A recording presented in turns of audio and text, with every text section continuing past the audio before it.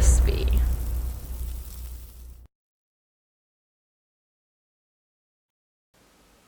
So most of the tutorials that I create eventually just I kind of speed them up and or I put music over them. But with this one, it's a little more technical, so I just wanted to kind of go through it with you guys. So maybe a little bit of a long tutorial. I'll try my very best to keep it as short as possible, but want to make sure that you guys are aware of how I add the grout to the brick walls that I make. That's been one of the most requested or one of the questions I'm getting the most these days is how do I do that. It's definitely a good look.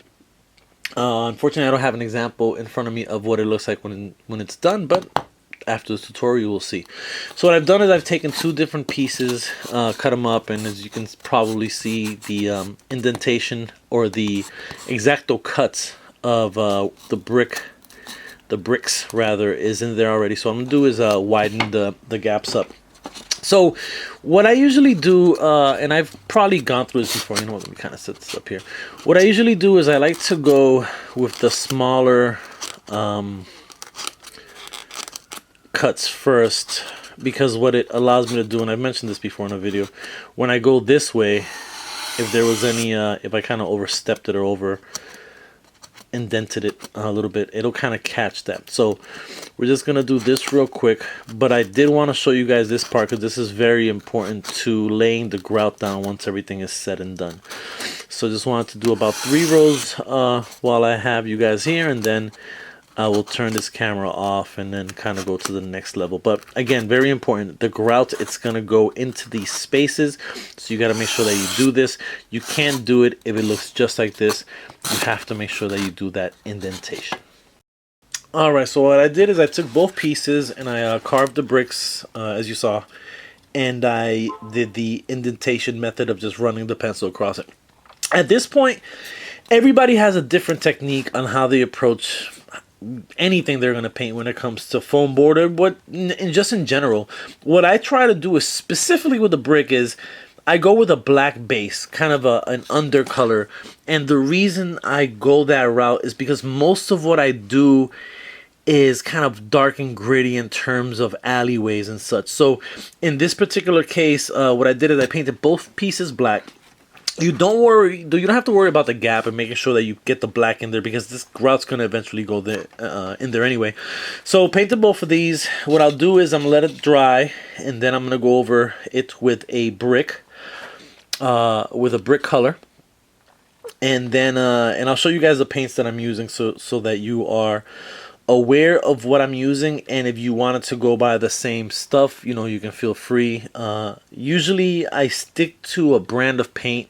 For example, there was a while where Nicole's Craft Studio was creating a color called brick red, and they discontinued it, so now I went with another company that has a similar color. But anyway, yeah, so here's this. Let's let this dry a little bit, and then when I come back to record, they will be painted in that brick color. Alright, so what I'm doing now is I'm just applying the brick paint.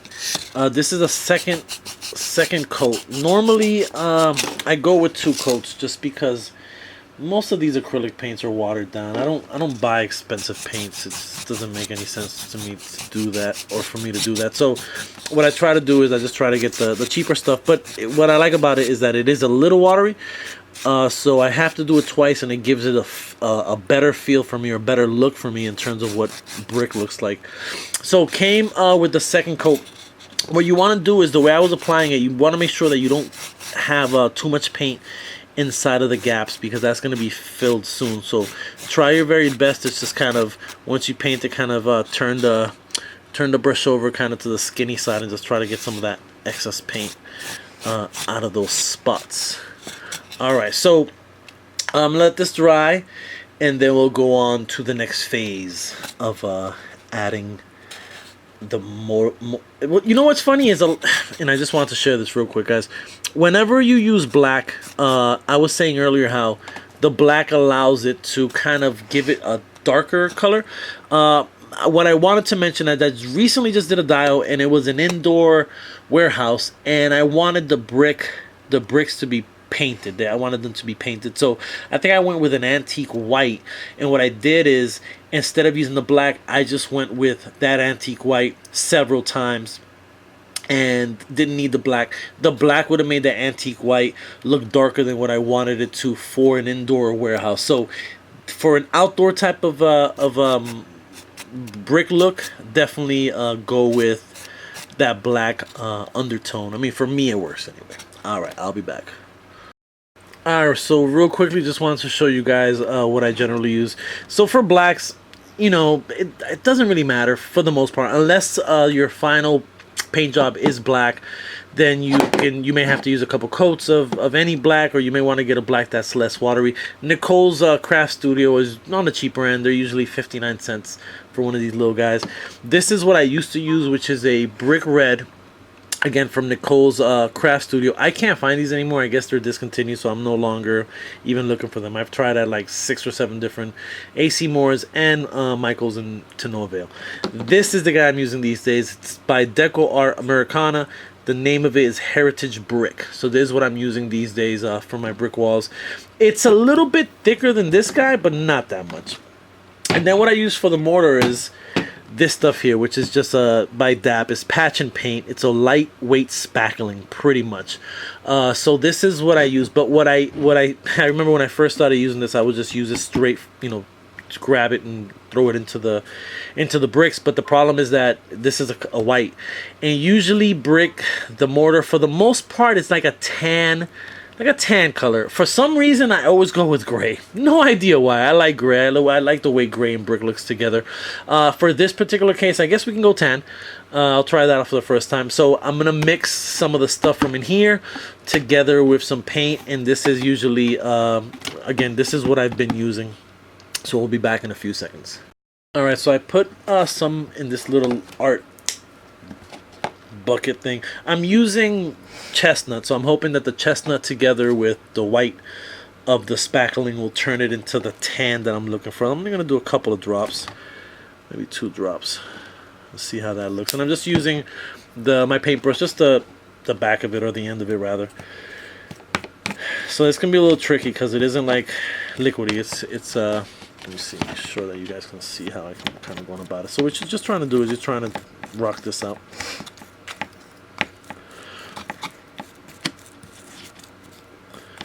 It's a little too brown, but for the sake of actually, it's not too bad. For the sake of this tutorial, we're just gonna yeah, this is not bad. It's pretty close to the color's more of a sandy type color. So when you're mixing it up, or you can just take a look at bricks anywhere in your neighborhood and see what they use, or what colors, what it looks like to you. Again, as artists, our eyes sometimes see colors a little differently. So alright, so once I have that mixed in, what I did is, before I took some of this Mod Podge and I actually covered the pieces up. Let me see if they're dry. Yeah, they're dry. So the reason I did that is because you're gonna have to wipe off the excess spackling once you're done. So what I do at this point is, I usually take one of these like cards, these hard plastic cards. This one's from a hotel that me and Joanne went to in Vegas, I'm pretty sure. So I took the card with me, and it's a perfect plastic card that you can use. Grab some of it like so, and then what you're gonna do is you're gonna literally just lay it on there.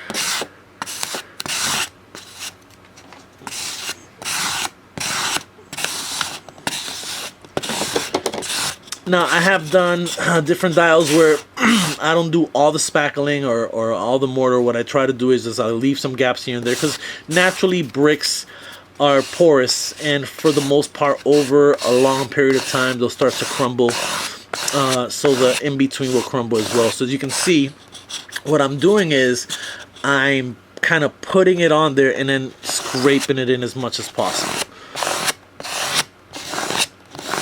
And sometimes, you know, if you're trying to cover all the gaps, you'll always have a little excess on the tip there, and you can just kind of go at different angles. Okay. and then I'll show you guys. You may not be able to see it on film, especially the way the light is shining on it, but it kind of does leave like a little bit of a film on top of the bricks that I don't generally like. You can get away with it because, again, bricks are very weird, and they'll kind of discolor from time to time. So if you wanted to leave some of that, you know, in there, that's fine. I personally don't do that. So what I generally do is I just grab like just a rag and I damp it up a little bit. You don't want to go straight water in there. Luckily, the Mod Podge is going to protect the paint for the most part. And then with that, I just take it, and as you can see how it looks without wiping it down with the cloth, and how it looks once you wipe it down. The brick comes back to life. You know, I have the mortar right in there. That was just the spackling, and you're good to go. You're good to go. So for the most part, this is a technique that I recently started using, a couple years ago maybe, and I don't know. I'm assuming the long-term effects is that this will stay in there. I mean, this is not something that once it dries, it kind of hardens a little bit, so it should be good to go. But this is pretty much how I go about doing it.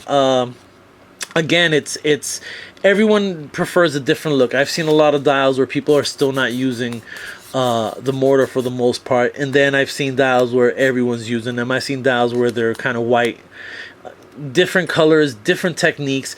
So there's times where I kind of squeeze my bricks in to make it look like it's the walls, like, you know, kind of give it a little bit more of a old look. But if you do that, you got to understand that the mortar is probably, or the spackling is going to fall a little thicker in some spots, so you just have to take care of that. Yeah, once you do that, you just let it dry, you're pretty much good to go. So hopefully this helps you guys out, and if you have any questions or comments, leave them below, and I will get back to y'all ASAP, and I'm out of here. Peace.